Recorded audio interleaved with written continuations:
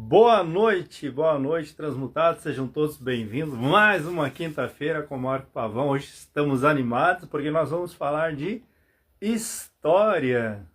E eu sou uma pessoa que nem gosta de história, né? Vai ser uma super live hoje. Temos aí um convidado pesquisador. Eu estou tentando ajustar a minha imagem aqui. Tá show. Então, se vocês estão me vendo, estão me ouvindo, por gentileza, pode dar um ok. Então, boa noite a todos, sejam todos muito bem-vindos. Hoje vai ser um assunto muito legal mesmo, um assunto que eu acho que todas as pessoas deveriam buscar parte da sua história que foi esquecida ou parte da história que não foi contada, né? Porque a história que nos trazem sobre o nosso passado, como povo, como nação mesmo, é uma história tão absurda, né? É uma história tão pobre, tão fajuta, que é impossível acreditar. Eu, desde criança, quando eu estudava terceira série, quarta série, enfim, eu lembro que a professora contava essa história, mas entrava aqui e saía aqui, eu nunca consegui prestar atenção nessa matéria de história realmente. E olha que eu era muito bom em história. Então, de lá para cá, se passou tanto tempo na minha vida sem eu entender o que se passava como um brasileiro realmente, como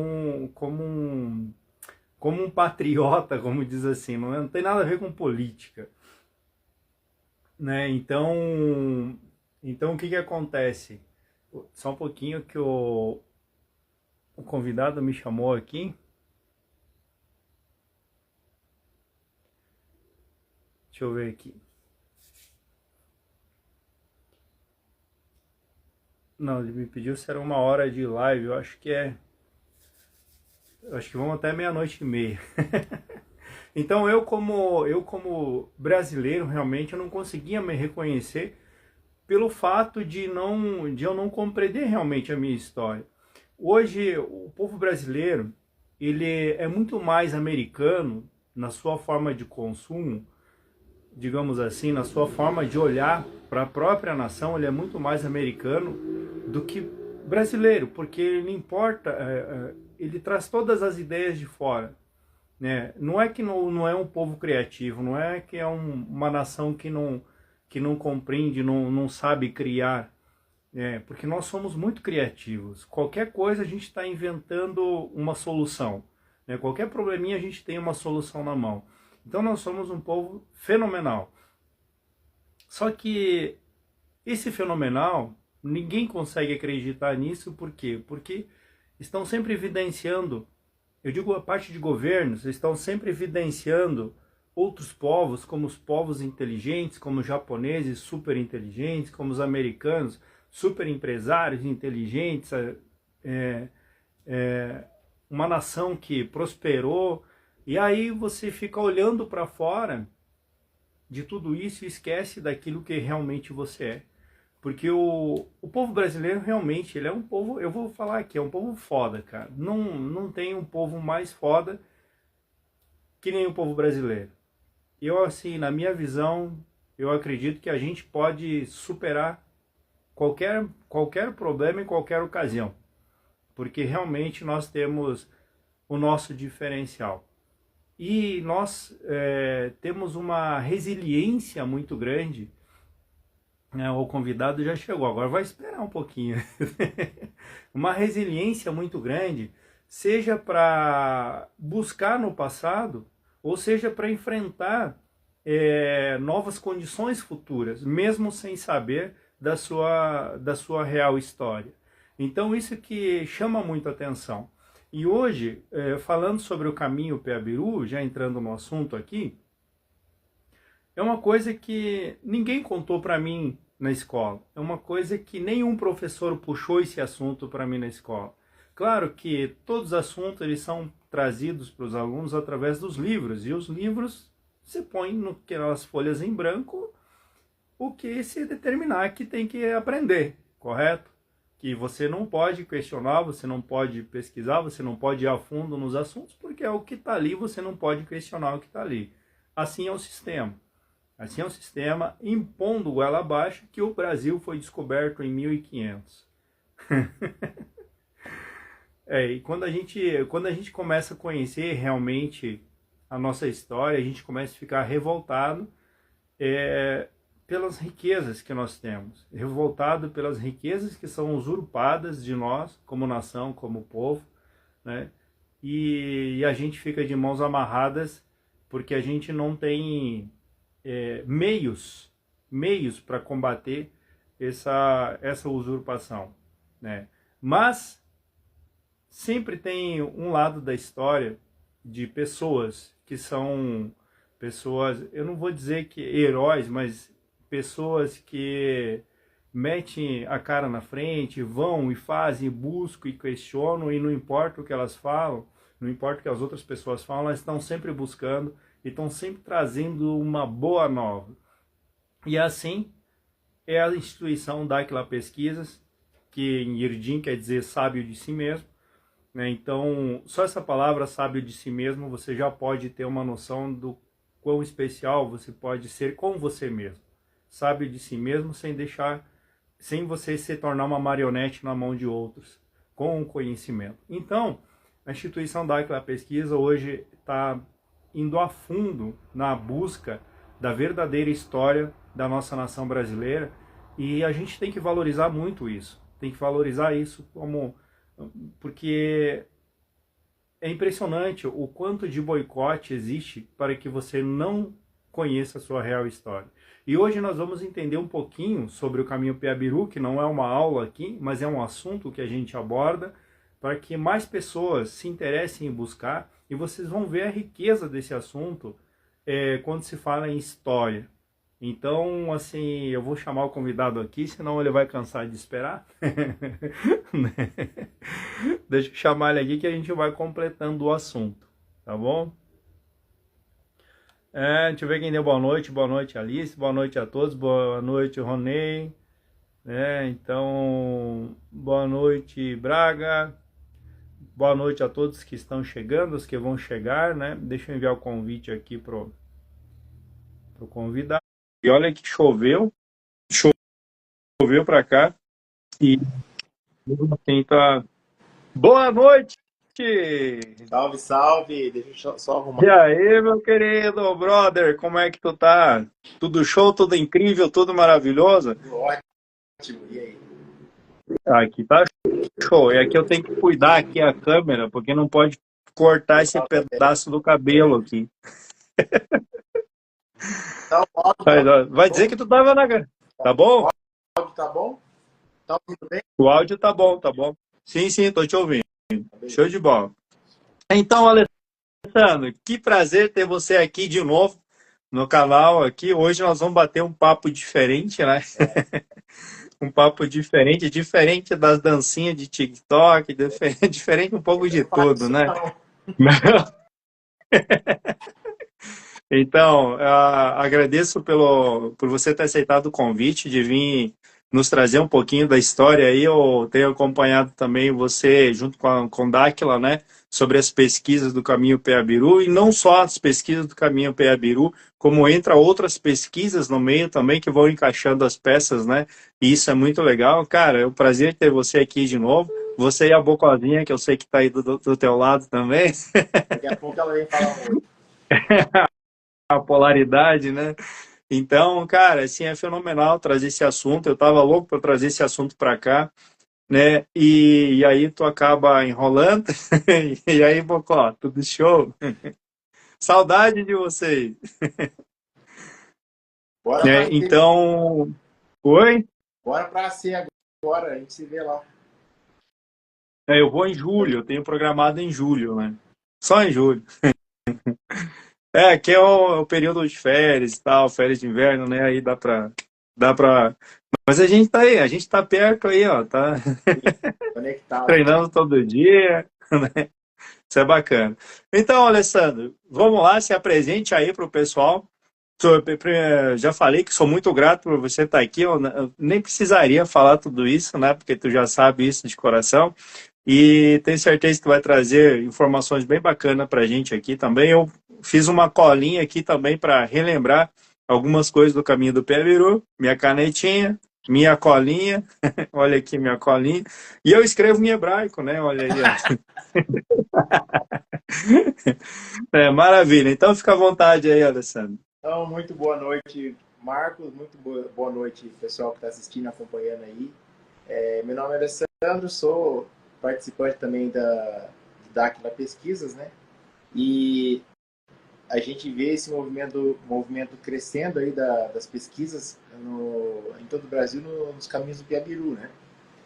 E essa nossa pesquisa começou numa conversa, numa atividade de campo lá no Recanto de Rávalo, quando uma amiga nossa, a Carla Augusto, ela falou assim, olha, eu tive na infância, eu escutei umas coisas, umas informações, isso ficou na minha cabeça, eu queria, né, pesquisar, começar a pesquisa por Cananéia, né? E eu tava do lado, eu falei, não, eu vou. Nem sabia onde ficava o Cananéia. Assim, não, eu vou, tô junto, né? Silvana também comigo ali, galerinha tudo junto. Não, vamos. Criamos um grupo, né? Que mais tarde a gente nomeou, né? A Carla acabou nomeando ele o grupo, né? Decidiu o nome de nomeá-lo como Caminhantes. Então é um grupo daqui do estado de São Paulo que está fazendo as pesquisas do caminho do Piabiru. A gente iniciou ali em Cananéia, mas já visitamos outros lugares também, né? Eu sei que tem outros grupos do estado de São Paulo também pesquisando outras regiões.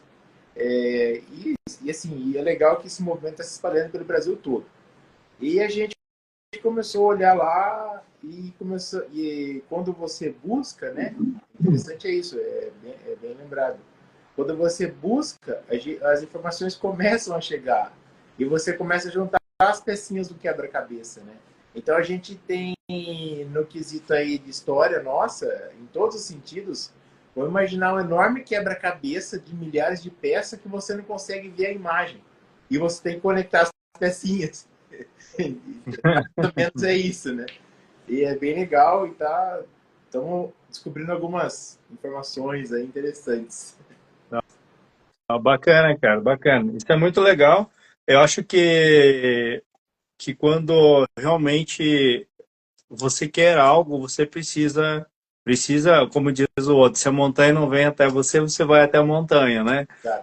Mas realmente eu acho que assim, ó, tá despertando um espírito é, de, de buscador realmente em toda a população brasileira. Eu vejo que a população brasileira ela está realmente interessada em buscar sua própria história, né? Eu acho que muita coisa de ruim que aconteceu nos anos passados, e eu acho que isso colaborou para que as pessoas começassem a buscar mais informação também, assim como o povo, como nação, né? Da onde veio, aonde está, para onde vai, né?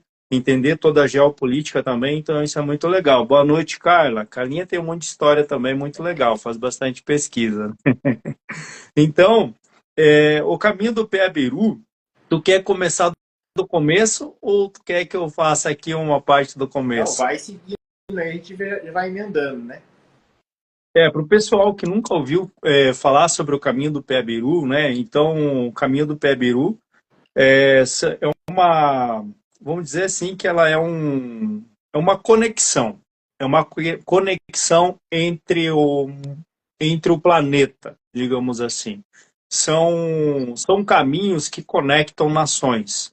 Vou falar aqui basicamente isso, porque explicar tecnicamente eu acho que não fica muito legal. Então, vamos colocar como caminhos que conectam nações. E as nações que faziam as travessias por o que é mais conhecido aqui na América Latina, né? Tem outros caminhos aí, que é conhecido como Caminho de Compostela também, que é o próprio Caminho Peabiru também, outros caminhos também tem na França, tem em outros países aí também, que eu não me recordo o nome aqui, que eu não anotei aqui, mas enfim, ele conecta o mundo todo, né? Então, ele conecta todas as nações e isso é muito bacana. E aqui no Brasil, se tratando de América aqui, né? O Piabiru próprio, o próprio, tem um gato aí, cara. Tem Um não, vários. dois. Né? Então, dois. É o caminho, a medusa está dormindo por aí. Então, o caminho Piabiru, no Tupi-Guarani, ele quer dizer P, que quer dizer caminho, né? E Abiru quer dizer caminho amassado, ou caminho pisado, que significa onde muitos passaram por ali, lógico, né? Tá. Então, esse caminho, né, ele iniciou, digamos assim, com basicamente, não iniciou, na verdade, ele veio de lá para cá, né? Ele veio do Peru para cá e aí se alastrou para outras regiões também.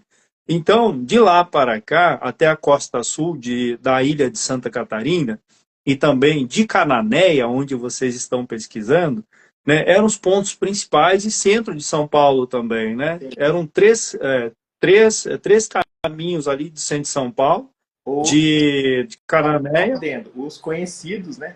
Ou os que ficaram na história, digamos assim.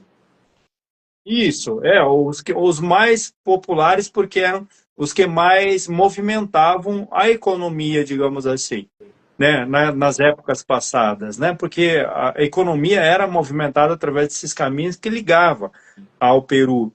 E quando você passava por exemplo, para ir até o Peru, você passava pelo Paraguai, você passava pela Bolívia, você passava por qual outro país? São 4 países, né, que passavam ali, que é Peru, Paraguai, Bolívia e Brasil, né? Esses caminhos. Só que sim, tem várias ramificações aí também. O próprio caminho aqui no Rio Grande do Sul, uma parte do Rio Grande do Sul, tem o caminho dos tropeiros também, né? Outros Que tem, que tem a ver com o caminho do Piabiru também. Mas ele iniciou esse caminho lá em 1518, segundo a história, né? A primeira, segunda história que conta nos livros, em 1518, por uma expedição do jesuíta Pedro Lozano. Se a gente escuta jesuíta, a gente já sabe que existe uma manipulação de informação por trás disso, né? Que a história não é bem assim.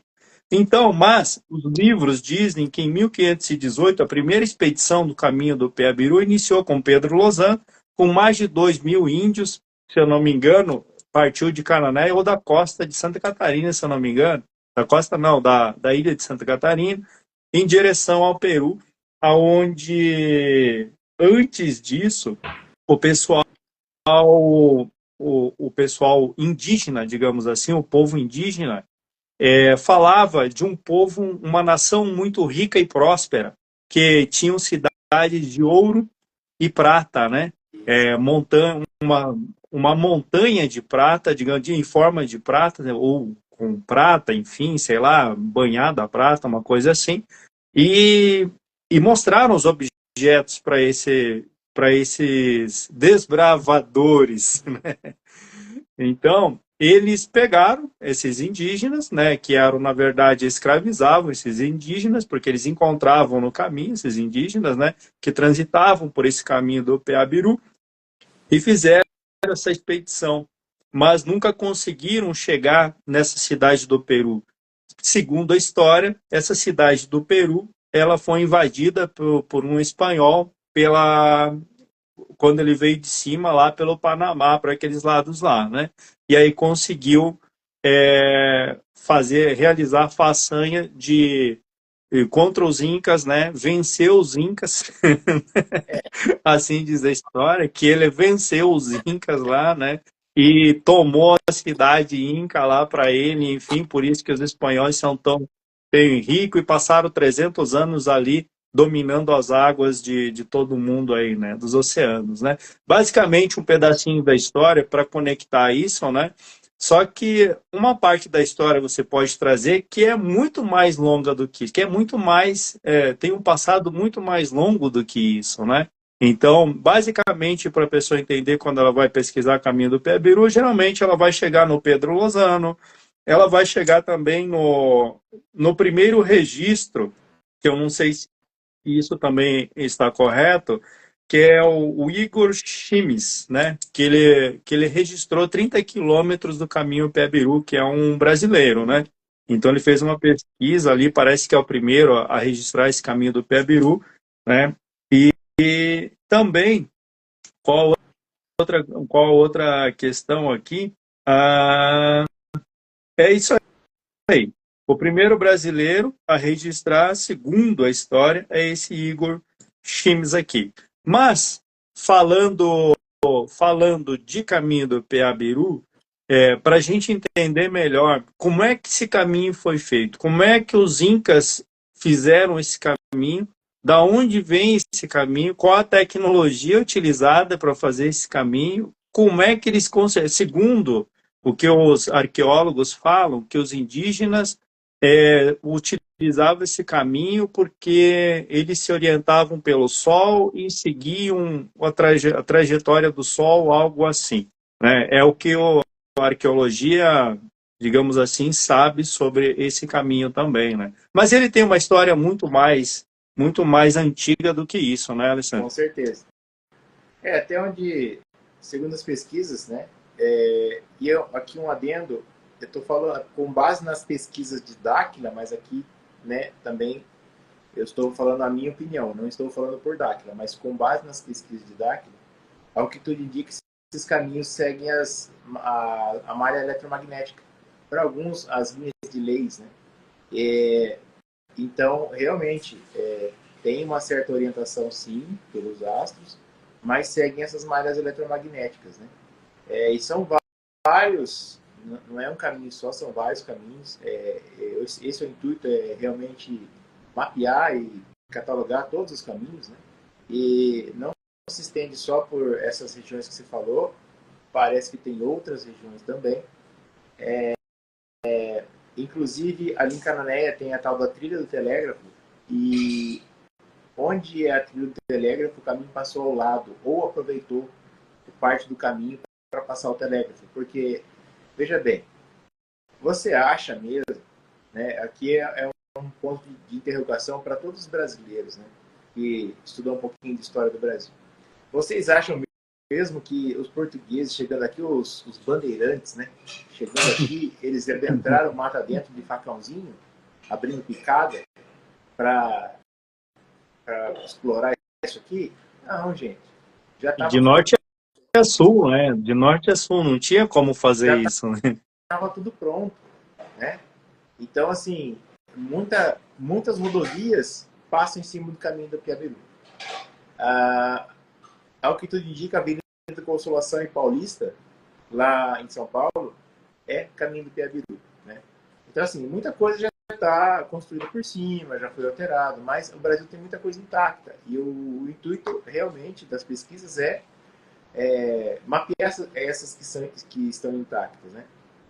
E, como você falou, dependendo da região, tem lá o caminho dos tropeiros, né? O caminho do Piabiru, a Estrada Real. A Estrada Real possivelmente é o caminho do Piabiru, né? Que eles aproveitaram, lógico, talvez não todo o traçado da Estrada Real seja caminho, né? Eles aproveitaram alguns lugares e desviaram por outros, né? Mas basicamente, ou melhor, possivelmente é caminho do Piabiru. Então, assim, tem que mapear tudo isso aí, né? E buscar as informações reais, né? Sem essa historinha que nos contaram, né? Tanto da parte do descobrimento e do que diz respeito ao anterior ao descobrimento, né? Então, tem muita coisa ainda para ser pesquisada. Uma, É uma... muito. Oi? Pode falar, pode falar. Uma informação importante, né? Conversando com um pesquisador independente, eu não vou citar o nome dele porque eu não pedi permissão, mas a história é interessante. Esse pesquisador esteve em Portugal visitando um museu, e nesse museu existe um mapa mundi apontando onde as caravelas portuguesas atracaram, né? E esse pesquisador é da região de Cananéia, e visitando esse museu ele falou pro diretor do museu: olha, muito honrado em saber que vocês estão prestigiando a região daqui, a minha cidade e tal, né? E conversa vai, conversa vem. O diretor gostou dele, né?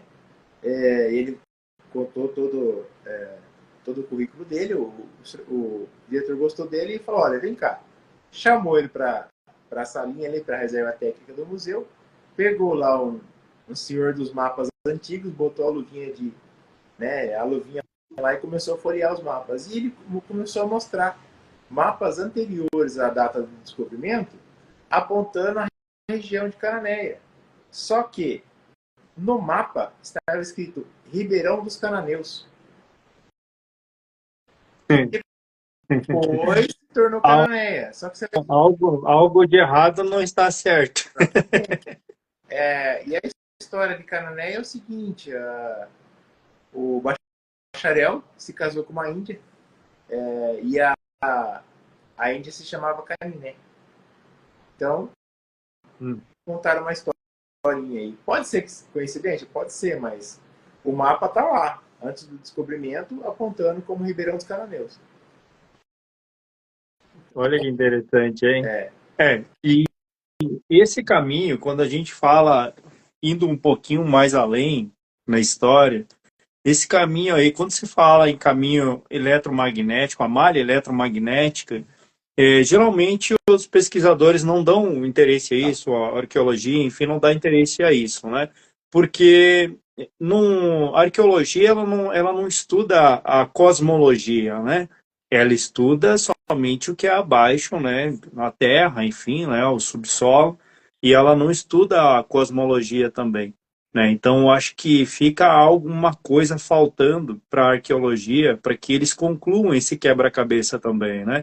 E quando a gente fala em malha eletromagnética, em caminhos que circulam não, que saem de um ponto dessa malha e vão para outro ponto dessa malha, esses caminhos eles foram construídos baseado na cosmologia, né? Por povos muito antigos que tinham conhecimento, né, de como fazer isso. Porque imagina só, você saber como, como fazer um trajeto desse, um trajeto de 1,40 m, né, algo que passava ali, a gente não consegue nem imaginar o que passava ali de 1,40 m, né, que é um caminho pequeno, né, se você for ver, passa uma mula, passa um cavalo, alguma coisa assim, né? É um caminho razoavelmente apenas para passar o quê? Um animal ali que carrega alguma coisa, né?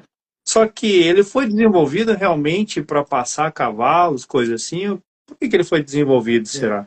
Né? Porque tem 1,40 m de largura, não faz sentido você criar um caminho que conecta o mundo inteiro, né? E conecta nações apenas com 1,40 m de largura. Não faz sentido isso. Então, alguma coisa, se não faz sentido isso para conectar o mundo todo por um caminho de 1,40 m, significa que alguma outra coisa passava ali.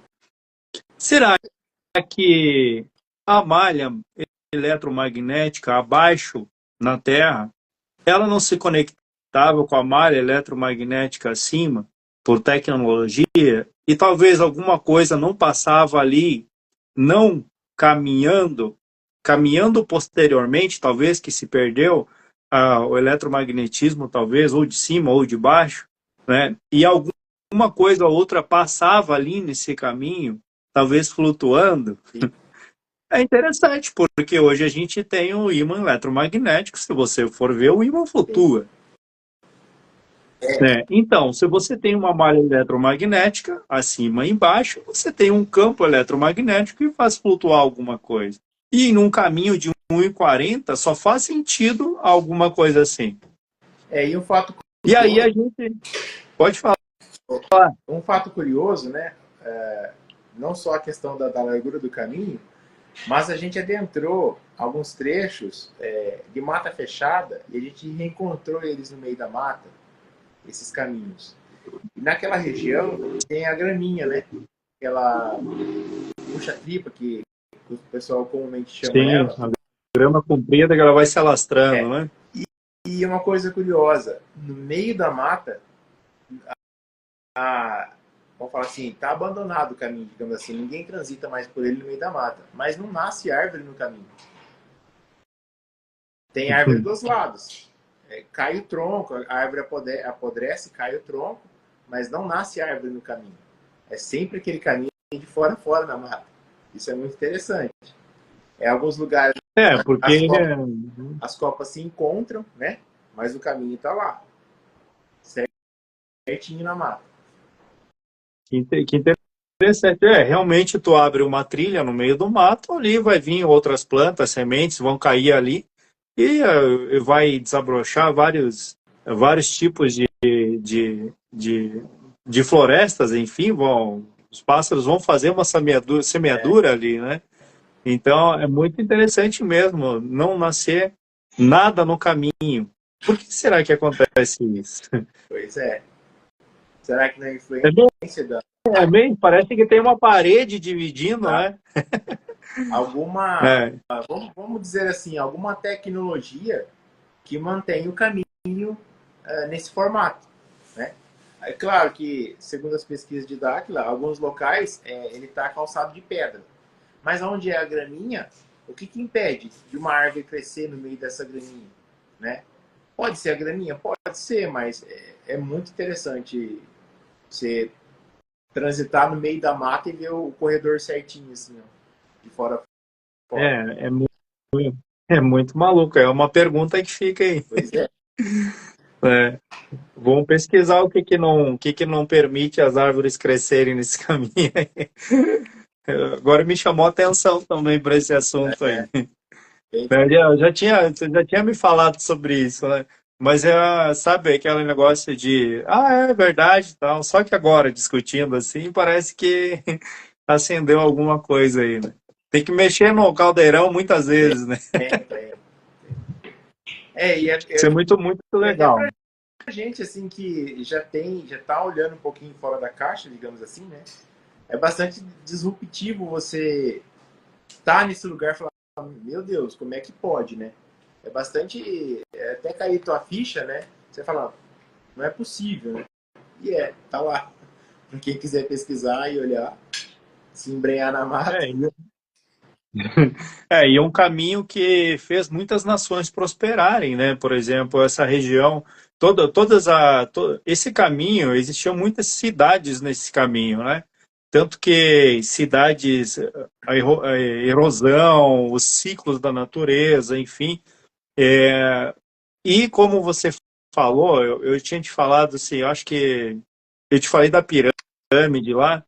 E você me disse, fulano de tal falou que existia perto desse caminho muitas pirâmides, né? Então, mas ainda está lá. Ainda não existia, ela ainda permanece lá, né? Então, Só que em outro formato, né? então essa informação foi esse pesquisador que nos passou, porque numa das palestras dele, eu não me recordo a cidade que ele estava palestrando, e o prefeito de Cusco, sabendo da palestra dele, foi lá, né, ouvir a palestra dele, e ao final da palestra, o prefeito chamou ele, se apresentou e falou, olha, informações que temos é que sempre ao lado do caminho existem pirâmides. É igual você falou, em qual formato ela está hoje? Encoberta ou num outro formato? Não sabemos. É só pesquisando para saber. E a gente já sabe, né, baseado nessa pesquisa lá do Egito, né, que foi feita, que as pirâmides são tecnologias, não são apenas sarcófagos, coisas assim e tal, Nunca né? foram, né? São, né, nunca foram, na verdade. E, e essas pirâmides aí, para elas estarem no caminho, com essa tecnologia toda, a gente já pode ter uma ideia de quanto magnetismo, né, eletromagnetismo, essas placas não, não movimentavam, né, em todo esse sistema, né, se conectando uma a outra, né, como se fosse uma placa de computador, digamos assim, né. Então, isso é muito interessante, porque hoje, se tu for ver, eu acho que 80, 85% de todo esse caminho, possivelmente ele esteja debaixo debaixo, sei lá, da terra, enfim, por causa das erosões e também por causa dos ciclos da natureza, né? Porque aqui também, em épocas muito distantes, São Paulo tinha vulcões, outras regiões também tinham vulcões também, né? E a questão é, quando foi feito esse caminho? Se existia uma tecnologia assim, que civilização humana ou não humana, talvez, tenha construído isso? A gente costuma falar entre nós da civilização dos Murios, né? Que foram os construtores, né? Que construíram toda a malha magnética, enfim, né? E com certeza todas essas tecnologias hoje elas estão todas soterradas, né? Aí vem, voltando a falar em tecnologia, né? E você acabou chegando nos Murios. Então a gente tem que perguntar assim, o caminho do Piabiru era o caminho dos indígenas. Legal, os indígenas utilizaram bastante. Depois a colonização ocorreu por meio dos caminhos. Mas, em se tratando de tecnologia que falamos agora, será que os nossos indígenas foi que construíram os caminhos? Aí vem outra pergunta, será que eles construíram? A minha resposta, né, como eu disse, a minha opinião, né, falo por mim, não pela instituição, assim, é muito anterior aos indígenas, né? E há indícios que ligam esses caminhos nossos do Brasil a outras partes do mundo, não só lá para o Peru, né? Então, o que são realmente esses caminhos? Qual a tecnologia que foi empregada, né? E talvez a gente não acesse essa tecnologia ainda hoje. Então, que tecnologia é essa? Quem que construiu? O porquê, né? Então, são várias perguntas aí que precisamos de pesquisar muito ainda. E dizem que quem caminha por essas trilhas, enfim, né, que hoje dá para chamar de trilhas por causa que estão danificados bastante, né? Por essas trilhas, sente um magnetismo diferente, sente uma sensação diferente nesse caminho, né? Justamente. Tu sentiu algo assim caminhando pela trilha? Sim, todos que participaram das incursões da mata sentimos, observamos algumas coisas interessantes acontecendo ali. E a gente, apesar do cansaço físico, né, no outro dia tava legal, né? Não é aquela coisa que você se arrebenta todo e só quer descansar. Tipo assim, lavou, tá novo. Você tava zerado no dia, entendeu? Então é muito interessante isso. Bem interessante. Ah, que legal, que bacana. E me diz uma coisa assim, nessa busca de vocês assim, quando você caminha por essa trilha do Peabiru, você consegue ter uma intuição melhor de para onde você tem que ir? Ou você realmente precisa de um mapa, alguma coisa? Ou é muito mais intuitivo que te leva a caminhar por esse caminho, ou trilhar por esse caminho, encontrar novas coisas Eu nesse caminho? acho assim, quando você está no caminho e o caminho não foi alterado, modificado, é praticamente intuitivo. O problema é achar, né, numa situação que ter certeza que é o caminho, né? Mas a partir do momento que você está nele, aí muda a percepção e você só segue mesmo, né? É bem interessante. Né? Mas Vou ter que caminhar aí com vocês aí. por exemplo, a gente sabe que Cananéia, por exemplo, né? Ao que tu indica, a avenida principal de Cananéia é o caminho. Só que, sinceramente falando, a percepção que eu tive, e outras pessoas também, a Silvana teve também, é que Cananéia tem uma energia muito densa, cara. Muito pesada. A cidade em si, é o que eu te falei. O caminho, se não está modificado, você se sente legal. Mas aquela região da cidade, cara, tem alguma coisa muito pesada ali. E é uma percepção que nós tivemos do grupo, né? Que eu, desde o início, estou indo lá, né? Então, a percepção que a gente teve quando chegou, nossa, mas é uma cidade histórica, é uma cidade esquecida, cara, parada no tempo. Aí, conversando com as pessoas, você chega e você começa a perguntar para as pessoas, olha, você conhece o caminho, né? conhece a história da cidade e tal. E você vê que as pessoas sabiam que era uma cidade histórica, mas não sabiam dizer a história da cidade. E ninguém tinha. Ah, não sei o que é caminho do Piabiru. Ah, tem os caminhos que os caras usavam aí É. para ir para o Paraná, por exemplo. Mas não sabiam o que era o caminho do Piabiru, o que era o caminho do Piabiru, não sabiam a importância desse caminho. Então, você percebe que aquele povo não traz esse registro na memória. A impressão que a gente teve, a impressão não, mas a convicção que a gente teve é que a história vem sendo apagada, né? Ali naquela região. De alguma forma, até porque é uma região onde prosperou muito comércio. Como é que você não vai dar atenção a uma região que prosperou tanto no passado, né? Que portugueses, espanhóis, enfim, tiveram ali, prosperaram muito naquelas regiões ali, e você não dá atenção para aquela região. Isso é meio estranho. Então, é meio estranho e a gente percebe que, por exemplo, vou citar algumas situações que a gente vivenciou lá. A gente foi no museu procurar informações. A gente soube que o museu pegou fogo. A gente foi procurar algum documento em cartório. A gente soube que o cartório pegou fogo 2 vezes. Então, assim, a gente não sabe o motivo, mas parece que alguma coisa está sendo ocultada, né? A gente viu um mapazinho no museu que levantou, né, a gente levantou alguns pontos para ser observado e a gente voltou agora recente, o mapa não estava mais lá. Aí questionado, o diretor do museu falou assim, não, aqui mudou a amostra, então aí tava os negócios de carnaval nada a ver. Na onde estava o mapa, tava umas fantasias de carnaval nada a ver, mostrando as festividades carnavalescas de Cananéia. Então assim, Uma é um coisa sem lugar que sentido. é, vamos, ao meu ver, vamos dar a devida importância para o local, seja na questão da época de colonização, seja na questão da época dos indígenas e assim vamos tentar saber o que aconteceu anteriormente. Mas não, até a nossa história né, no que diz respeito de colonização não faz, não tem importância lá, entendeu?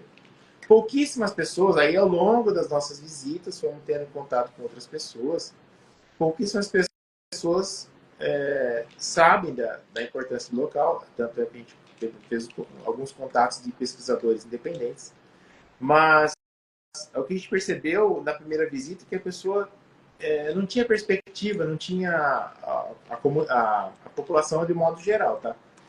A pessoa não tinha o brilho no olhar, entendeu? Era um brilho apagado.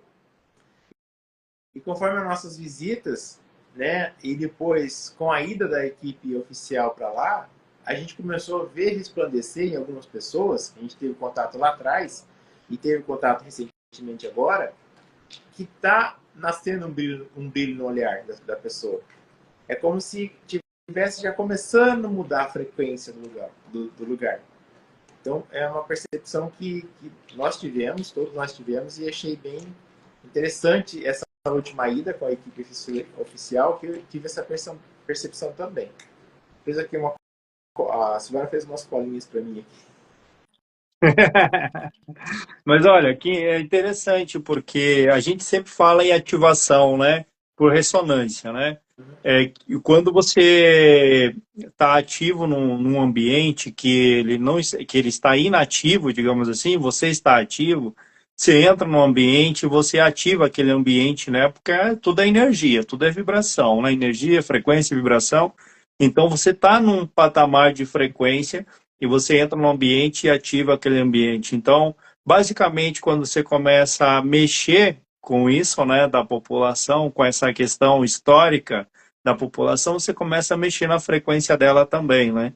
Então, você começa a modular de alguma forma, né? E aí, eu me lembrei da palestra, dessa última atividade de campo. Eu não estive presente nessa última atividade de campo, mas eu ouvi a palestra posteriormente. A Larissa Kaustmann e a Fernanda Lima fizeram uma palestra falando das pesquisas. E ela falou de um assunto lá, de uma pergunta que uma pessoa fez, né, a respeito de Ratanabá. ela respondeu e ela disse o seguinte, que ela falou para a pessoa assim, ó, você não faz ideia do quanto você está movimentando. Então, a gente não faz ideia do quanto a gente movimenta indo para esses lugares, principalmente com uma energia densa como essa. Talvez não é do dia para a noite, mas eu percebi a mudança. Já percebi a mudança. Bem singela, mas eu já percebi um brilho no olhar de algumas pessoas. Então, é importante que todas as pessoas que têm interesse em pesquisar vão a campo, vão conversar com as pessoas, vão pesquisar, porque esse nosso movimento vai mudando a frequência. E aquilo que a gente estava falando, quando você busca alguma coisa, apesar de ser um enorme quebra-cabeça, que você não consegue, com milhares de peças que você não vê a imagem, mas a informação vem. Aí você junta uma pecinha aqui, que junta com a pecinha de outra pessoa ali, e o negócio vai desenrolando. É demorado? É demorado, mas a gente não tem pressa também. Vamos tocando, né? Mas a gente teve essa... E qual que é o objetivo dessa pesquisa, assim? Porque é uma história, né? É algo histórico, né? O que essa pesquisa do PABIRU pode trazer de benefício para a população? Muitos benefícios, porque assim, ó, a nossa história foi contada direito? Esse é um ponto. Os nossos ancestrais indígenas, eles tiveram a devida importância? Esse é outro ponto. Anterior aos indígenas, e quem que é? Quem construiu? Com qual intuito? Qual a finalidade? Esse é outro ponto. E depois, na questão turística, né? A gente está voltando a falar de Cananéia de novo, é uma cidade parada no tempo. E se as pessoas que moram lá dessem a devida importância e divulgassem isso pro turismo? Seja na questão do turismo no que diz respeito ao Brasil Colônia, seja na questão do turismo na questão indígena. E, consequentemente, vai levando mais prosperidade, porque vai ter que aumentar, né, monitor de turismo, passeios, ecoturismo, bares, restaurante, uma infinidade de coisas. Assim. Então, tem vários pontos que é muito importante. E eu acho que o principal ponto é saber qual é a finalidade, para onde é que eles levam, né? Quem construiu, qual o intuito. Não deixa de fazer parte da nossa história também. Eu vejo que uma descoberta dessa, eu falo um redescobrimento, digamos assim, do PABIRU, porque a história contada ela não é tão atrativa, né? Porque ela é manipulada. Não gera uma frequência de interesse nas pessoas, principalmente nos jovens, né? Então, se os jovens entenderem, principalmente jovens empreendedores, se entender que Cananéia foi um centro comercial assim, próspero, peraí, como é que era um centro comercial próspero ali, movimentava a economia toda e hoje está abandonado desse jeito aí? Por quê? O que existiu lá que era tão próspero assim? E essa busca constante, né, dessa área de empreendedorismo vai levar mais atenção, mais a fundo, digamos assim, as pesquisas para que seja investido mais dinheiro também, né, para essas novas revelações, né? O setor público vai ter que investir querendo ou não, né? Então, só que nossos jovens hoje, eu sou jovem, né? Então, os nossos jovens, eles não aprendem isso, cara. Eles não têm isso em livros para que desperte a frequência neles, né? Porque a partir do momento que o jovem começa a ler sobre isso, sobre essa história diferente, que não era só os indígenas, existia um mistério ali por trás, né, de tudo isso. Quem passava por esse caminho prosperava muito por esse caminho, né? Então, hoje, quando se fala em prosperidade, geralmente, o pessoal pensa hoje em criptomoedas e tal, isso e aquilo, né? Mas quando se fala em prosperar, realmente é conhecer a própria história. A história verdadeira, ela faz a pessoa prosperar, porque desperta as frequências na pessoa, né? E o que os governos, enfim, não colocam nos livros, deixa muito a desejar e não ativa essa frequência, essa memória cósmica nessas crianças e nesses jovens, né? Que é o que vocês foram fazer lá. Vocês, querendo ou não, ativaram uma memória na cabeça das pessoas, né? Uma nova frequência, ou uma frequência antiga foi ativa, e a partir dali começou-se um brilho diferente, né? Então, se a gente tem uma história recontada nos nossos livros da forma que tem que ser, né? Não aquilo de achismo. Ah, eu acho que os índios olhavam para o sol e caminhavam em direção ao sol.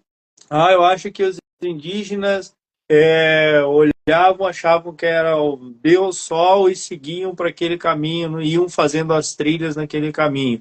Mas como é que os indígenas iam fazer tudo isso se eles não tinham ferramentas para isso, né? Isso é antes da colonização ainda, antes dos portugueses e espanhóis trazerem ferramentas. Eles já tinham esses caminhos prontos. Será que uma criança, um jovem, não vai se questionar de estar, pera aí, ô professor, pera aí, mas como é que eles derrubaram todas aquelas árvores lá para fazer o caminho? Se antes da colonização não tinha ferramenta? Ah, mas então, né, aí já buga, né? E o maior medo de um professor é esperar um questionamento, ter um questionamento de um aluno seu. Né? Nenhum professor está preparado hoje para uma pergunta dessa, né? Tá, mas antes, como é que foi feito antes? E antes?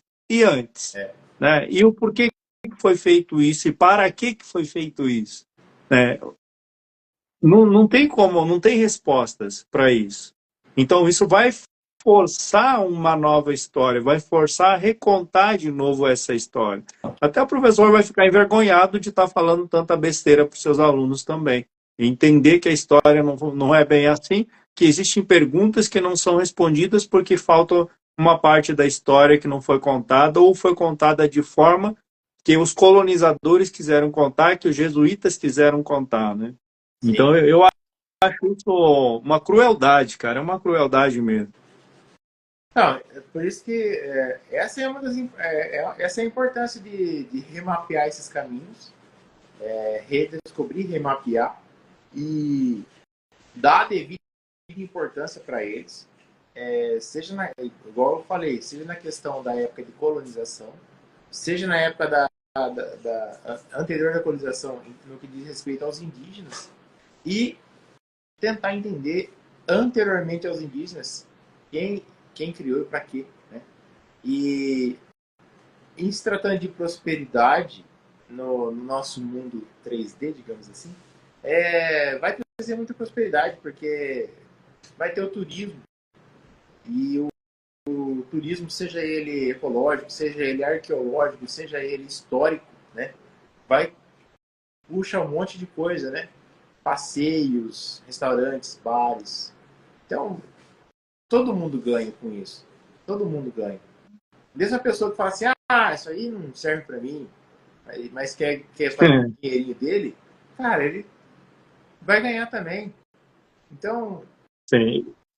tem muito a agregar. É E, bem, é muito interessante. e voltando à questão de mudar a frequência. Por isso é muito importante todo o movimento nesse sentido. Porque, de repente, eu falo com uma pessoa hoje, e a pessoa, isso aí não vira nada, né? Mas ficou aquela farpinha na cabeça dela. Aí, de repente, alguma outra pessoa toca nesse mesmo assunto. Eu falo, mas eu conversei aquilo com o Alessandro.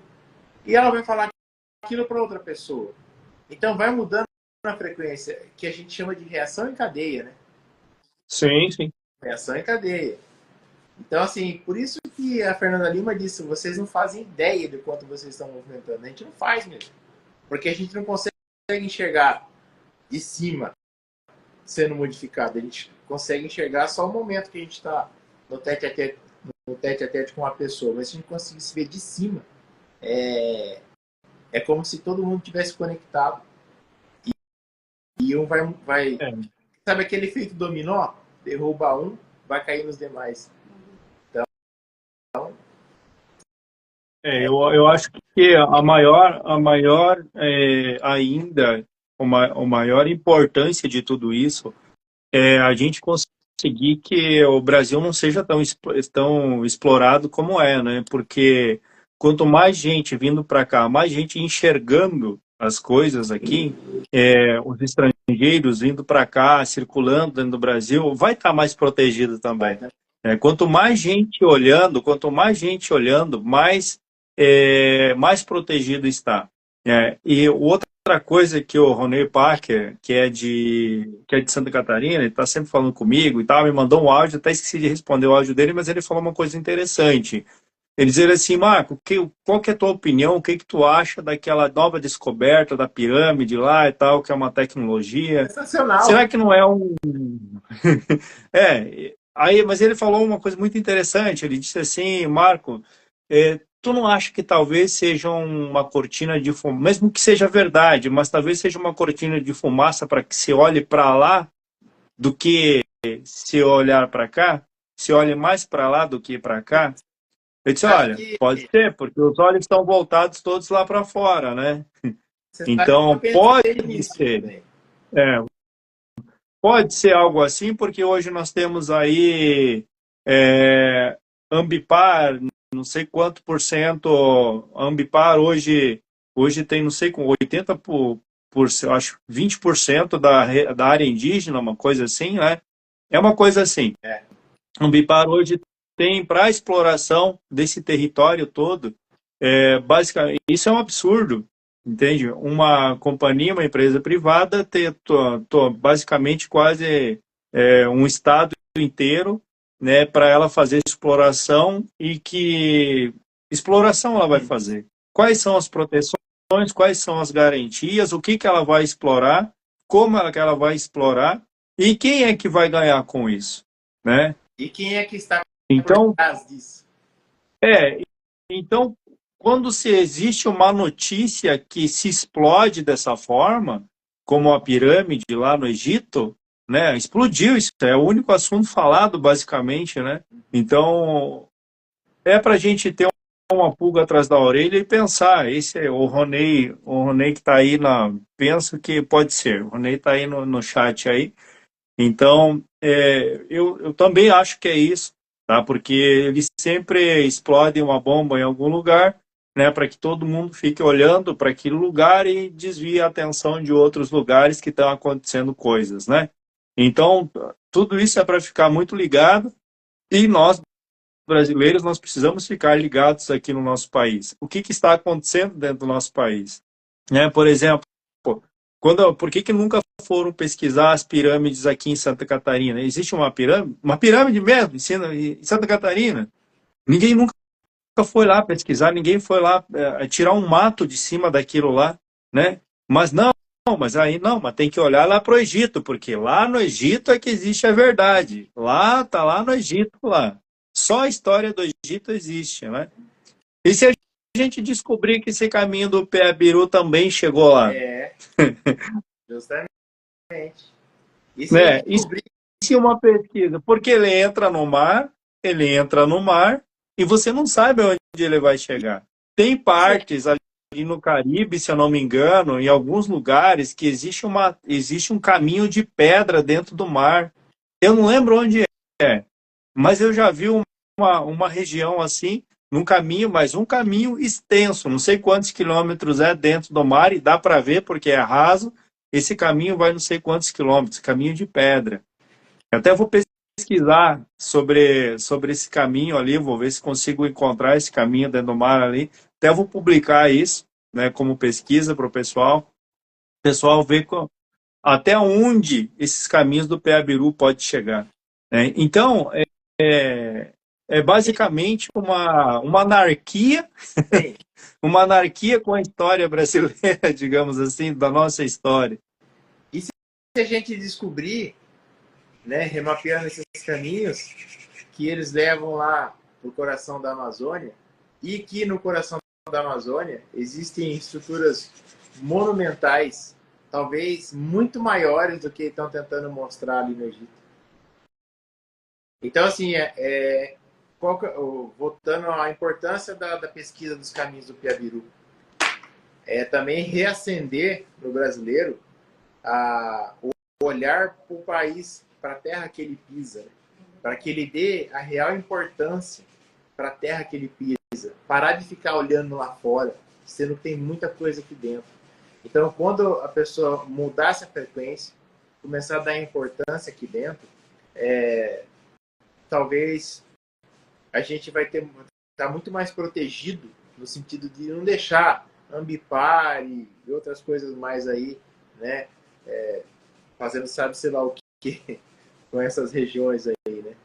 E lá, na região que a gente pesquisou, tem uma coisa, eu não vou citar aqui, porque, né, mas tem algo acontecendo parecido com isso. Populações que moram em determinados locais que é Mata Atlântica, né?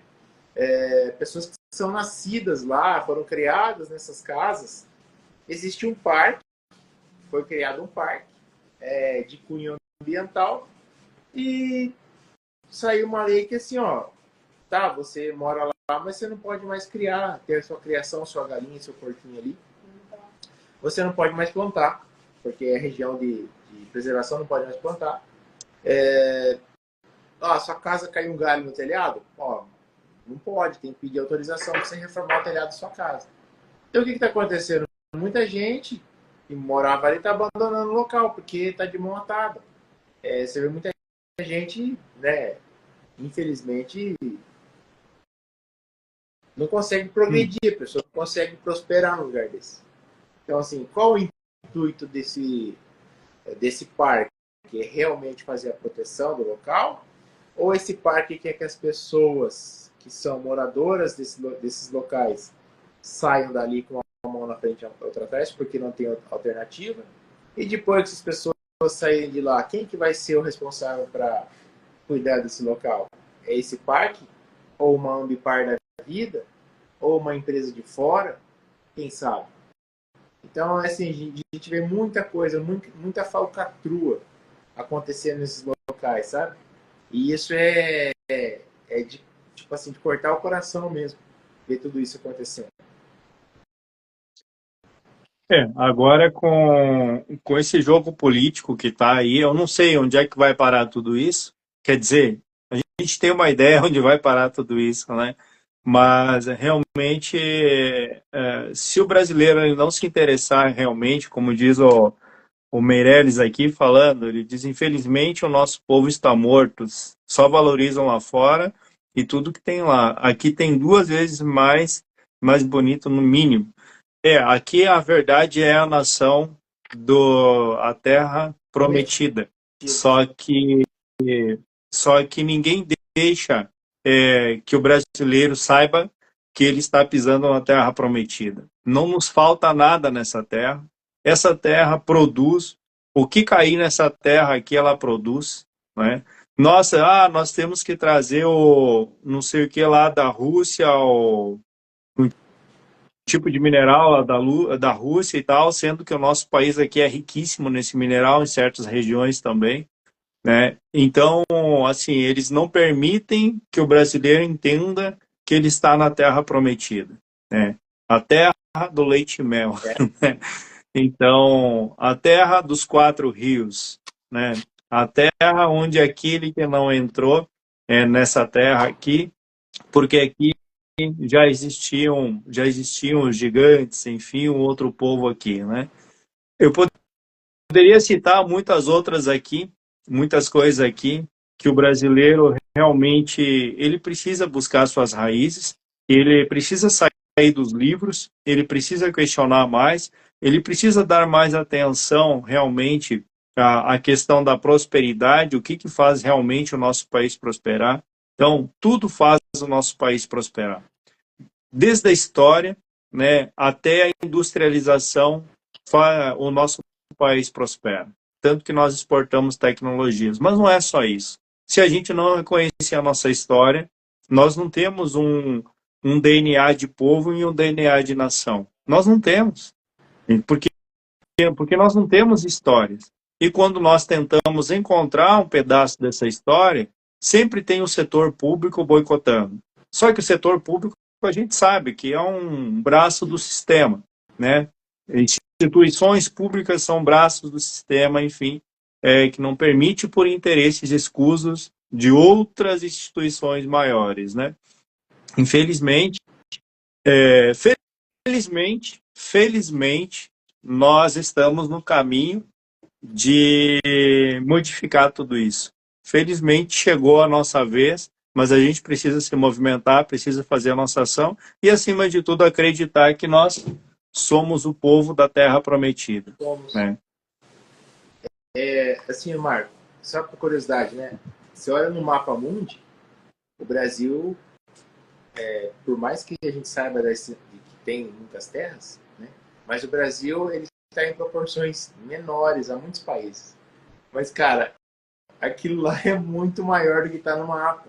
Então, é um país de proporções continentais. É um país que reúne vários climas de vários outros países.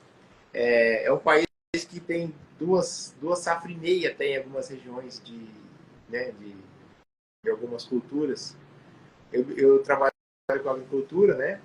E, querendo ou não, ainda trabalho com sementes, né, transgênicas. E eu me lembro que, há um tempo atrás, uma transgenia contra uma determinada lagarta no milho, ela se perdeu aqui no Brasil. E a empresa dona dessa tecnologia era americana. E os pesquisadores aqui, da empresa daqui, brasileira, reportavam para eles lá, falaram, olha, acabou a tecnologia, a lagarta sobressaiu a tecnologia. E os americanos falaram, como? Não tem como, isso não existe, aqui funciona, tá controlando perfeitamente. Aí os caras falaram assim, quer saber? Monta no avião e vem aqui. Quando chegaram aqui no Centro-Oeste, porque os pesquisadores aqui, eles falavam assim, aqui no Brasil existe a Ponte Verde. A Ponte Verde, os caras não entendiam o que era Ponte Verde. O que é esse negócio de Ponte Verde? Não, desce aqui no Brasil, eu vou explicar para você. Aí foram no Centro-Oeste. Pô, tá vendo aquela região ali, ó? Tá sendo plantado milho. Tá vendo ali, ó? O milho já tá na metade do ciclo. Tá vendo ali, ó? O milho já tá polinizando. Ali na outra, o milho já tá quase no ponto de colheita. Ali já tá colhendo milho e preparando a terra para plantar outra coisa. Então aqui produz o ano inteiro. O que você pensar, produz o ano inteiro. Então, cara, que terra é essa? Eu vim a saber recentemente que o Brasil é um dos maiores produtores de petróleo. Só que a gente compra combustível de fora. Olha que loucura. E temos duas refinarias aqui no Brasil. Poderia processar o petróleo. Só que as refinarias trabalham em torno de 70% da capacidade. Então, é um absurdo, né? É um absurdo tudo isso. Qual a lógica disso? A lógica é que o nosso país ele não pode se desenvolver, né? Ele não pode se desenvolver de forma alguma. Imagina o nosso país se desenvolvendo, principalmente na sua cultura. Não tem, cara.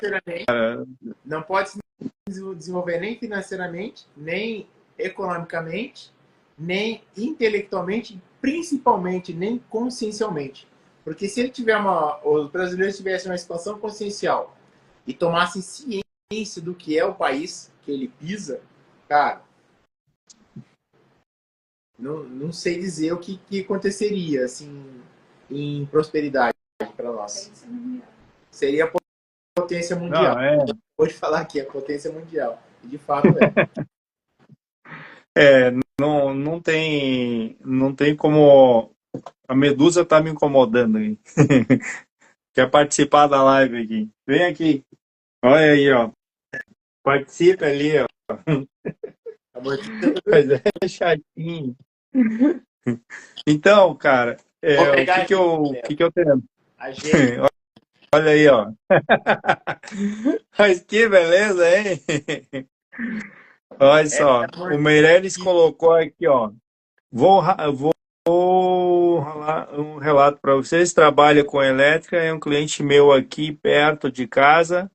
Um senhor aposentado da Marinha Americana, conversando com ele, me alertou sobre os seres do dos muros da Antártica. Olha, interessante, um bom relato, hein? Esses caras devem conhecer muita coisa. Já viram muita coisa, né? Então, deixa eu ver, as refinarias aqui do Rio foram sabotadas pelo governo Dilma, a propósito, parada refinaria gigantesca. Infelizmente, esses governos, eles nunca vão ajudar a população. Enquanto a população entender que esses governos, eles fazem parte de um sistema, e esse sistema ele não quer que ninguém prospere a não ser ele mesmo, né? Porque você tem um número nesse sistema, um número de RG, um número de CPF, você é um número, você não é uma pessoa, você não é alguém importante e você só tem que produzir para esse sistema, né? Então, a nossa forma de olhar para o nosso país, ela tem que ser diferente. Você tem que correr atrás da sua história de cidadão brasileiro realmente, né? E sair um pouquinho fora dos livros também, né? Porque, como disse, os livros hoje eles nos trazem contos de fadas, mas eles trazem os contos de fadas lá dos estrangeiros para cá, né? Não daqui para lá, né? Não do que realmente.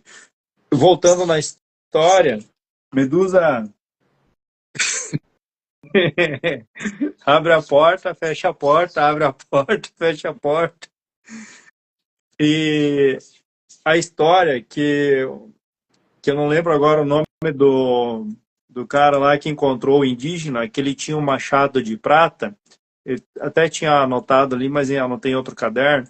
Ele tinha um machado de prata dos Incas e a partir daquele machado lá, os caras começaram uma expedição para tentar encontrar a cidade Inca de ouro e prata, né? Então, os indígenas, eles não tinham uma língua somente também. Eles falavam mais de um idioma. Tudo que os povos lá fora sabem sobre natureza, sobre as riquezas que a natureza oferece, eles aprenderam aqui dentro. Justamente. Eles aprenderam tudo com os indígenas, observando os indígenas, o que eles comiam, como é que eles se tratavam, que remédios da natureza eles teriam, né? E depois tudo isso, lógico que através de milhões lá foi eliminado a questão da alquimia, se transformou na ciência, na farmacologia, né? Por determinadas aí corporações. Então, eu digo assim que realmente, se a gente parar de olhar lá para fora e começar a olhar realmente para o nosso umbigo, o que está acontecendo aqui dentro, mesmo que se revolte, mesmo que seja revoltante, precisa entender, precisa conhecer, né? E eu acredito que o caminho Peabiru hoje, com todos os países, todos os países não, todos os estados, né?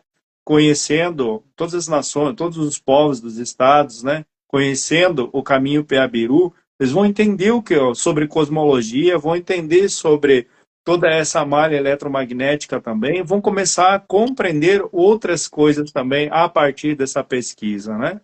E como você disse, trazendo prosperidade também. Então isso é muito bacana. Cara, deixa eu ver que hora que é aqui. Olha, já, já passou um pouquinho, tá na hora de dormir. Deixa eu Deixa eu só. ver o que a Carla tá falando aqui. A Carla escreveu que estudavam, exatamente, eles estudavam as plantas brasileiras durante suposta colonização, exatamente. Carl Bugre, escritor das Crônicas de Acacor. Não, é um outro lá no início da pré-colonização aqui. Na verdade, quando se iniciou no Rio da Prata, né? Essa busca aí pelo caminho do Pé-Biru, né? Paraguai, enfim, passando pelo Paraguai para cima, né? Então, tem o caminho do Pé-Biru que passa por dentro do rio também, né? Atravessa o rio. Então, é muito interessante. E eles faziam essas buscas. E se existe um caminho que passava por dentro do rio, significa que esse caminho houve algum dilúvio, houve algum ciclo natural, ou forçado também, não sei, né? Dependendo das guerras que houve, as guerras dos mundos, pode ser que tenha havido aí um grande dilúvio também e coberto todos esses caminhos, desmoronado montanhas, enfim, em cima desses caminhos também se perdido tudo isso, né? Mas tudo é uma pesquisa, né? E a pesquisa ela precisa realmente ir a campo. A gente não vai encontrar nenhuma informação verídica atrás de um computador, porque são só suposições de colonizadores que deixaram cartas, escreveram e disseram que era assim, né? Hoje a gente sabe que conversando com as etnias, com os parentes, com os índios, enfim, eles contam uma história totalmente diferente, a verdadeira história dos verdadeiros brasileiros, né? Então, eu acho que assim, acho que a gente realmente tem que começar a valorizar o nosso país. Começar não, já foi começado isso. A gente tem que aprofundar mais essa valorização aí, né? Mas você sabe que esse foi o nosso erro, né, Marco? A gente deu importância para uma história contada para quem colonizou, para quem conquistou. E a gente não perguntou, não tomamos consciência da história de quem já estava aqui. Então, esse é o nosso erro. A pessoa que conquistou, colonizou, ela conta o que ela quiser. O vencedor da guerra sempre conta a história a favor dele. Agora, assim, quem estava aqui antes? Que história eles tinham para contar? Né? Muitas dessas histórias se perderam ao longo do tempo, porque muitas etnias foram extintas. E também, com a chegada do homem branco, muita coisa se perdeu também desses povos, inclusive entre eles. Né? Mas seria interessante se a gente começasse a olhar a nossa história de quem era originário daqui. E o que foi o que nós não fizemos. Né? E damos importância a essa história mal contada até hoje. Esse é o problema. E o próprio idioma tupi-guarani, que o guarani que era ensinado nas escolas por um bom tempo, se eu não me engano, foi um dos imperadores aí, que eu não lembro o nome, ou não sei que governo, talvez, nessa transição aí, proibiu a língua tupi-guarani, né? E aí houve esse esquecimento também, né? Então, isso é muito interessante entender esse idioma não seria um idioma sagrado, talvez? O tupi-guarani hoje falado no meio da floresta, digamos assim, que você pode movimentar energias diferentes falando nessa língua. Dizem que a língua as escritas em hebraico, enfim, né, movimentam energias. Mas e o tupi-guarani? Que era falado também pelos incas, que era uma língua que os incas falavam também, né? Que veio de lá para cá, os indígenas se comunicavam com os incas através dessa língua. Né? Será que não é um idioma sagrado também, esse tupi-guarani? Por que não é ensinado mais isso, né? Há povos ainda que mantém, né, esse idioma vivo ainda, né? E no Paraguai também tem povos lá que também mantêm. Bom, o próprio povo paraguai, eles falam o Guarani, não Sim, falam? conservaram muito da Então, cultura guarani. porque não foi proibido. Sim. Não foi proibido lá. Mas aqui no Brasil foi proibido. Né? E aí ficou somente com os indígenas. Algumas aldeias indígenas falando o tupi-guarani também, né? Então, será que não é uma língua sagrada? Será que a gente não deveria buscar mais o significado de cada palavra do tupi-guarani e aprofundar mais no significado? Talvez aí nos significados de cada palavra do tupi-guarani, talvez a gente não descubra uma outra realidade na história.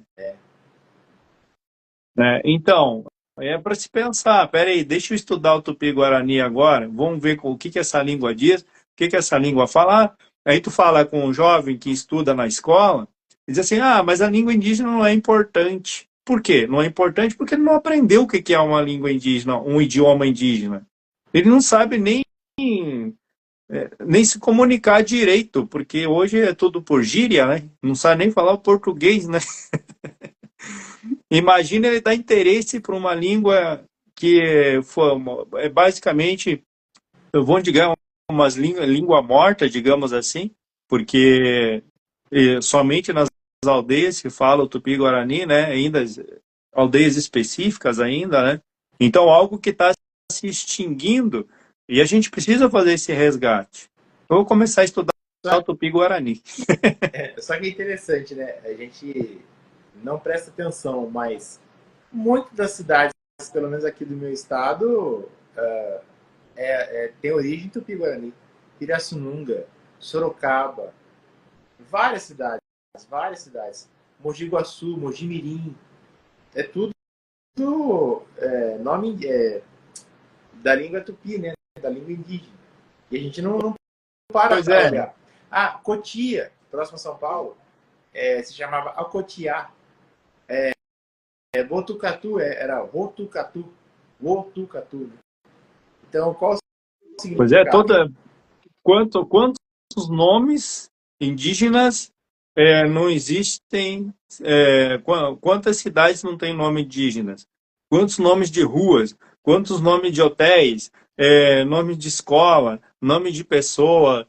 Mas por que se conservou isso aleatoriamente, né? Porque pô, o conhecimento está na mão de poucos, né? O conhecimento, por isso que mudaram o mapa lá, tiraram o mapa lá do museu. Não, esse aqui o pessoal não pode ver, não pode pesquisar e tal, estava ali, né? Então, porque o conhecimento está na mão de poucos. E aí, quando eles veem que alguém está mexendo muito, indo muito a fundo, o que eles fazem? Eles eliminam aquele conhecimento. Não eliminam, mas eles escondem, né? Por quê? Porque tem interesses escusos por trás disso. Então, eu vejo assim que o movimento que está sendo feito, ele está realmente ativando muitas frequências e quanto mais gente falando, né, no PABIRU, quanto mais gente mastigando essas palavras, eu tenho certeza aí que começa a acender, por ressonância, tudo é por ressonância, né? A gente está falando aqui, mas tem gente em outros locais que está ressoando, né? A gente está criando uma egrégora sobre isso. Isso. Então, quanto mais gente mastigando essas palavras aí, eu tenho certeza aí que vai se abrir um novo caminho para nós aí. Tenho certeza disso. Seguimos firmes nessa empreitada, então. Então, Alessandro, tem mais alguma coisa que tu queira trazer aí? Eu queria te convidar para você fazer uma incursão na mata com o grupo Caminhantes, É nóis, parceiro. para pesquisar os caminhos do Mas, Piabiru. mas tô dentro. Olha que eu sou bom de intuição, hein? Tá sentindo? É, tô sentindo, tô sentindo. É, realmente assim, eu sou assim da natureza, eu gosto muito da natureza. As coisas que eu descubro na natureza, eu sou levado a isso. Cara, assim, seria o maior prazer realmente uma trilha aí de pesquisa Caminho Piabiru. Quem sabe dá certo? Quem sabe dá certo, né? Vai ser o maior prazer de caminhar por essa trilha. Quem sabe já não caminhei nessa trilha no passado É, longínquo, né? caminhamos, Desbloquear novas quem sabe memórias. não caminhamos, né? Ou construímos, né? Ou construímos. Há inúmeras possibilidades. Eu ainda acho que nós construímos esse caminho aí e estamos Ó, redescobrindo esse caminho aí. arrepiei aqui agora, hein? Construímos. Pode ter certeza que sim, senão a gente não estaria onde a gente está falando o que a gente está falando, né? Então fica aí para você fazer suas considerações, enfim. Um abraço para Silvana. Eu escutei os pratos batendo aí, eu sei que ela estava jantando aí e nem convidou, né? Fica à vontade aí, Alessandro, fazer suas considerações. Obrigado, Marcos. Obrigado mais uma vez aí, viu? Eu estava aqui do ladinho, escondidinha, acompanhando tudo, mas antes eu fiz uma bananinha frita, é verdade, eu confesso. Eu percebi, ó, a intuição, ó. Ô, É. antes de fazer as considerações, uma coisa para a gente pensar, né? Para quem está assistindo aí, na história do Brasil, né? Então, conta que os portugueses chegaram aqui. Só que antes da gente ver essa chegada dos portugueses, a gente tem que estudar e olhar sobre os cavaleiros templários, né? E O que conta pra gente é que os Cavaleiros Templários era uma ordem de cavaleiros que foi criada com o crivo da Igreja Católica, né? E segundo nos conta era para proteger os peregrinos que queriam ir até a Terra Santa, proteger os locais sagrados, né? Mas não é bem essa história, né? Então esse pessoal, eles saíam em busca de informações, pergaminhos, artefatos para a Igreja Católica. Então, o intuito deles, aliás, o intuito da igreja era que eles fossem buscar esses pergaminhos, essas informações para a igreja. Tanto é que hoje da biblioteca ninguém entra lá. Então, em um dado momento, há indícios que esse pessoal acharam as ruínas do Templo de Salomão. E lá descobriram informações importantes lá nesse tempo. E em dado momento esse pessoal falou, opa, peraí, isso é importante para nós, é importante para a humanidade. Por que querem esconder isso da gente? E o pessoal começou a praticar algumas coisas desses ensinamentos. E com essas práticas eles começaram a adquirir prosperidade e conhecimento. E isso desagradou, né, a igreja e alguns nobres da época, né? Tanto que a própria igreja que criou, que deu a bênção para essa ordem, caçou essa ordem, ajudou na caçada dessa ordem e torturou esse pessoal e decapitou, matou em fogueira, aquela patifaria, tudo em nome de Deus, né? A gente sabe muito bem. E depois vieram aqui mexer com os índios nossos, mas voltou correr, né? Se esconder, de certa forma. Quem concedeu asilo, ou onde eles conseguiram se proteger, foi na Península Ibérica, que hoje é Portugal. Então, muitos desses conhecimentos que esse pessoal adquiriu lá atrás, tinha um país, uma nação, né? Que, segundo a Bíblia, emana leite e mel. Então, se eles encontraram realmente isso no Templo de Salomão, então tem a descrição ainda na Bíblia, né, sobre a cidade de Ofir, que emana leite e mel. Então, e eu estava outro dia xeretando, né, com meu amigo ChatGPT, que eu pergunto umas coisas para ele também, e eu fiz a seguinte pergunta: como se pronuncia, como que se lê brasileiro em hebraico? Aí ele me deu a resposta: Brasilai. Brasilai. Aí eu fiz a seguinte pergunta: em que parte onde que é mencionado Barzilai na Bíblia? E Barzilai, no leito de morte, o rei Davi falou para Salomão, orientou Salomão para que trouxesse os descendentes de Barzilai à mesa do rei, ou seja, tratassem como reis, como nobres.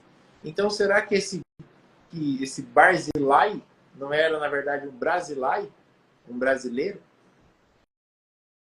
Né? Fica a pergunta, né? E a gente tem que olhar também que, recentemente, na Tunísia, foi encontrado um piso com um mosaico com várias bandeiras. E uma bandeira, em especial, estava em destaque. E essa bandeira, em especial, que estava em destaque, é idêntica à bandeira do Brasil. Então, Tunísia, que era a região de Cartago no passado, região que era dos fenícios.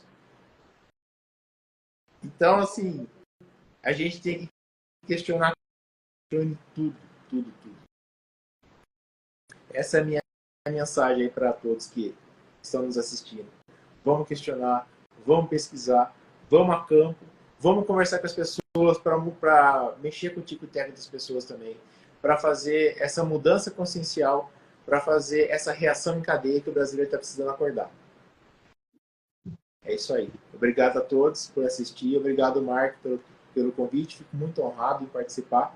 E qualquer coisa, pode nos chamar que a gente troca umas ideias aí. É muito legal. É só uma informação ali também, né, que houve duas ordens de Cavaleiro Templário, né? Que uma tinha somente a cruz, enfim, né? E depois mudou-se para teve a cruz mais larga e depois uma cruz mais fina, que é a nova ordem dos Cavaleiros Templários, na verdade, que é os manipuladores, né? Exato. Que não tinham... né? Então, há essas duas ordens de cavaleiros aí que trabalharam um oposto do outro, né? Então, aí houve toda esses paranauê que hoje a gente sabe aí. Bom, Alessandro, cara, sou muito grato aí por você trazer essa frequência para cá e acredito que quem for assistir aí, quem assistiu, quem for assistir, e já vai ativar algumas coisas da memória cósmica aí, isso eu não tenho dúvida sobre isso. E essa live ela vai ficar gravada no Instagram e eu vou subir essa live também pro YouTube, canal do YouTube Marco Pavão, onde vai ficar com um material de pesquisa. Às vezes a gente fala algumas palavras, algumas coisas aqui, que as pessoas pegam no ar, depois esquece, mas a live está lá e tal. Vai lá, pega aquela palavra, ou frase, ou conteúdo, enfim, e vai pesquisar mais a fundo sobre isso, né? E que eu acho fenomenal. Então, eu acho que a nova geração vai rir de nós, as futuras gerações vão rir de nós, né? E a gente está fazendo no celular aqui, né? Falando, né? Vai ser, talvez tenha uma tecnologia totalmente avançada, né? Dizer assim, nossa, os caras, que é igual a gente olha lá para trás, né? Os caras falavam nos tijolão assim, né? A gente ri, né? A nova geração, as gerações futuras vão rir da gente também, né? Mas vai ficar tudo arquivado aí, tomara que tudo isso fique, né, realmente arquivado aí na nuvem, na nuvem para as futuras gerações aí pesquisarem também, aprender. Elas já vão ganhar tudo de mão dada, né? A nova geração já vai ter tudo, vai estar tudo mastigadinho para eles já, né? Então acho que a geração que passou por todo esse processo aqui somos nós. E é um privilégio, né, cara, passar por tudo isso. Nossa, a gente viu tanta coisa, a gente fez tanta coisa, tantas soluções, tantos problemas, tanta coisa que passou nesse mundo aqui que a gente presenciou, que as futuras gerações nem vão fazer ideia disso, né?